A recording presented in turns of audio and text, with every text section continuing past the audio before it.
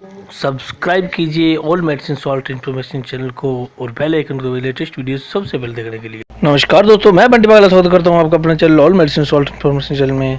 दोस्तों आज हम सॉल्ट साइप्रोहेप्टाडीन के बारे में बात करेंगे। इसकी खोज 1949 में और 1961 में यूज में लिया जाने लगा। साइप्रोहेप्टाडीन का इस्तेमाल दोस्तों मुख्यतः भूख बढ़ाने और एलर्जी के लक्षणों को दूर करने के लिए किया जाता है और उसके साथ से कुछ मात्रा में नींद देने के लिए कई बार पेशेंट को दिया जाता है। यह एक प्रिस्क्रिप्शन दवा है जो कि एंटी हिस्टेरामाइन दवाओं के समूह से संबंध रखती है। यह एंटी कोलिनर्जिक और शामक प्रभावों के साथ साथ एक सेरोटोनिन एंटागोनिस्ट के रूप में भी कार्य करता है।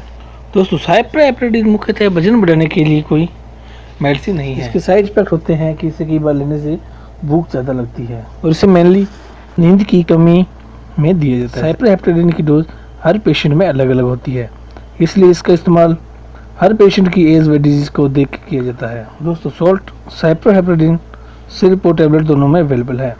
दोस्तों ध्यान रखें, इसका इस्तेमाल बिना डॉक्टर की एडवाइस से बिल्कुल नहीं करना चाहिए, यह खतरनाक हो सकता है।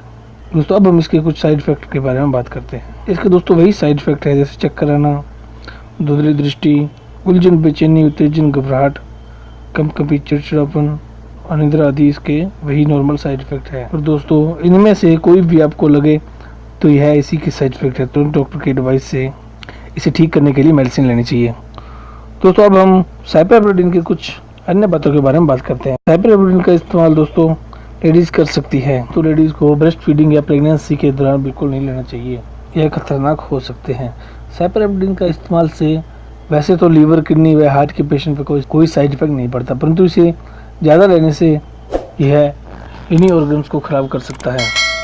दोस्तों अगर पेशेंट को दमा या COPD, ब्लड इन्फेक्शन, पेट में ulcer, liver disease, heart disease हो, साइप्रोहेप्टाडीन का इस्तेमाल बिल्कुल नहीं करना चाहिए।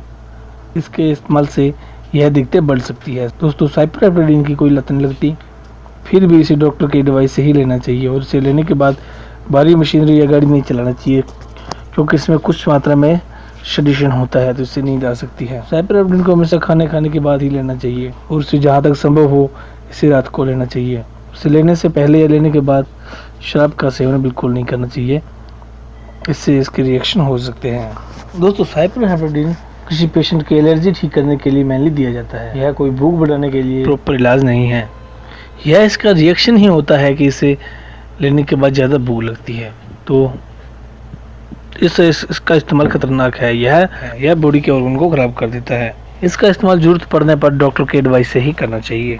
दोस्तों अगर आप अपनी मर्जी से इसे ले रहे हैं तो इसे तुरंत बंद नहीं करना चाहिए, इसे धीरे धीरे करके डॉक्टर की एडवाइस से ही बंद कर देना चाहिए, क्योंकि इसके तुरंत बंद करने से कई बार उल्टा रिएक्शन हो सकता है, आपकी बॉडी काफ़ी दुबली पतली, वजन भी कम हो सकता है। दोस्तों इसका कुछ मेडिसिन के साथ साइड इफेक्ट है, उन सभी मेडिसिन के बारे में बताना इस वीडियो में संभव नहीं है। उन सभी मेडिसिन के बारे में मैं नीचे डिस्क्रिप्शन में लिख दूंगा, उन सभी मेडिसिन के बारे में डिस्क्रिप्शन में पढ़ सकते हैं। दोस्तों साइप्रोहेप्टाडीन सॉल्ट कुछ अपने सब ब्रांड के नाम से मिलता है, तो उन सभी ब्रांड नाम को डिस्क्रिप्शन में लिख दूंगा, तो आप वहाँ से पढ़ सकते हैं। उम्मीद दोस्तों आपको साइप्रोहेप्टाडीन के बारे में सभी उपयुक्त जानकारी मिल गई होगी। अगर वीडियो अच्छा लगा हो तो वीडियो को लाइक करें, शेयर करें और चैनल को सब्सक्राइब करना ना भूलें। वीडियो देखने के लिए बहुत बहुत धन्यवाद। जय हिंद, वंदे मातरम।